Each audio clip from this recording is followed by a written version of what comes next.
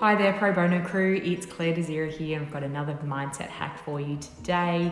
I head up the top 5 movement and training organisation for generous people just like you. We support with mindset, resilience, and leadership training to help you make your job, career changes, and other decisions in your life as easy and as fun as possible.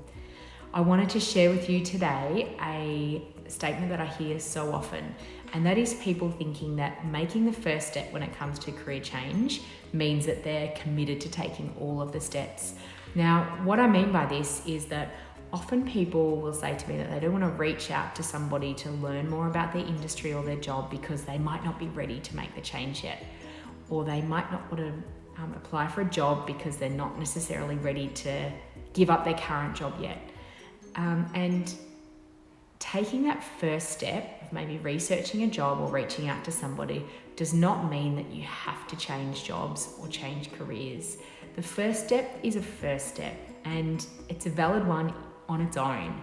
Now, I'm not talking about fake first steps like getting a gym membership and then never going. I'm just talking about those real first steps that we can take to learn a little bit more about the type of job we want, or the type of industry we want to work in, or the organisation we want to work at. And yeah, so often we don't take action because we think we need to lock in all of the steps. So reaching out to somebody for a coffee or a conversation does not mean that you all of a sudden will be working for them. There's lots of steps that may happen in between there. It could be meeting them, learning more, going away and researching.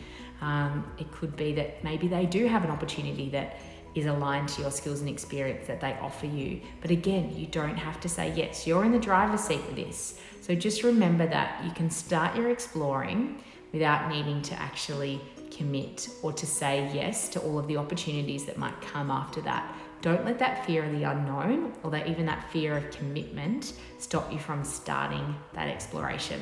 So have some fun with it, and knowing that the first step is just that. It's just a first step. So what are you waiting for? Get going.